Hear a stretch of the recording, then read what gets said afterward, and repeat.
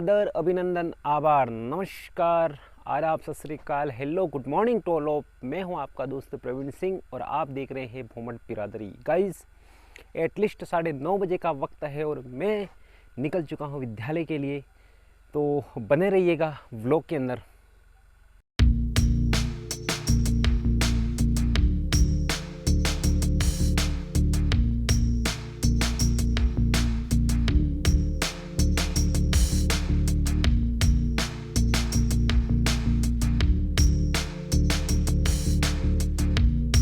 विद्यालय से घर पे आने के बाद डेली रूटीन की तरह आज भी मैंने चाय पी और चाय पीने के बाद मैं अब किसी और काम के लिए मैं निकल चुका हूँ।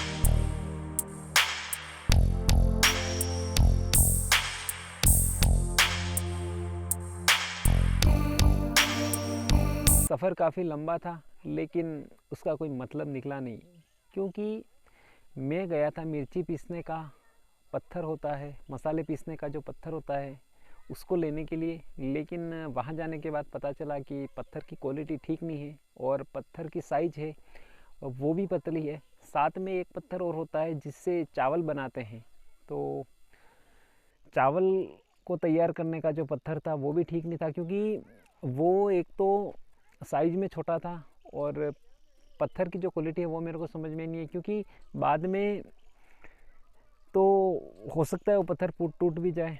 तो ऐसा सोच के मैं पत्थर तो नहीं लाया हूँ और फाइनली घूम फिर के और घर पे आ गया हूँ। तो इसलिए मेरा सफ़र कोई विशेष नहीं रहा और चलते हैं अब खेतों में। छोटा मोटा काम है उसको करते हैं। गाइस,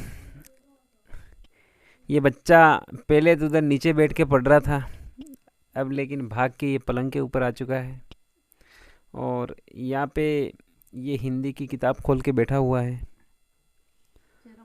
अब पता नहीं इसको कितना आता है कितना नहीं आता है। चलो हिंदी की एप्लीकेशन की बात करते हैं। हिंदी की एप्लीकेशन तेरे को कितनी याद है? 3 एप्लीकेशन याद है। चल बुखार वाली बोल दे। सेवा में श्रीमान प्रधानाध्यापक सरस्वती निकेतन उच्च प्राथमिक विद्यालय बावलवाड़ा। विषय एक दिन का आपका विषय बुखार आने के कारण से मैं कक्षा या विद्यालय में उपस्थित नहीं हो सकता हूँ, अतः मुझे एक दिन का अवकाश लेने का कष्ट कर आपके आज्ञाकारी शिष्य इंद्रजीत चौहान। सीधा खड़ा रहे। तो गाइज, ये एक छोटी सी एप्लीकेशन जो तीसरी वाला लड़का भी बोल देता है, लेकिन इंग्लिश में तेरे को याद है? इंग्लिश में इसको एप्लीकेशन याद नहीं है।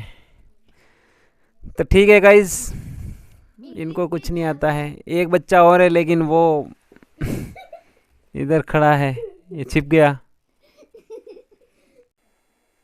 गिरना भी ज़रूरी है, औकात का पता चलता है। बढ़ते हैं हाथ उठाने को जब अपनों का पता चलता है। जिन्हें गुस्सा आता है वो लोग अक्सर सच्चे होते हैं। मैंने झूठों को दिन रात मुस्कुराते देखा है। सीख रहा हूँ इंसानों को पढ़ने का हुनर। सुना है किताबों से ज़्यादा चेहरों पर लिखा होता है।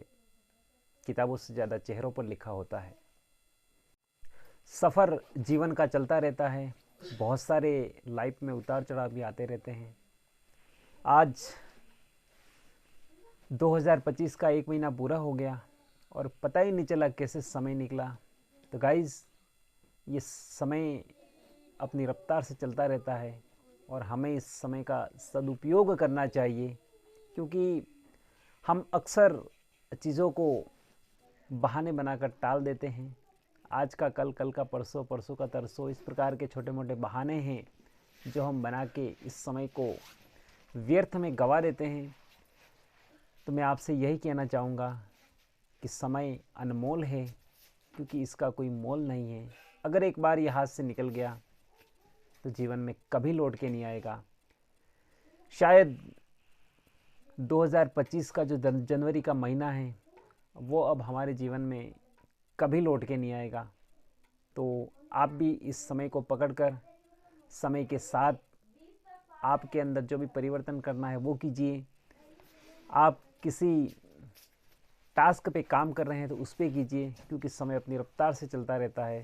तो ज़्यादा समय न लेते हुए आज के दिन का जो सफ़र है वो मेरा कुछ खास नहीं रहा, और आज का जो सफ़र है उसको मैं यहीं पे ख़त्म करता हूँ।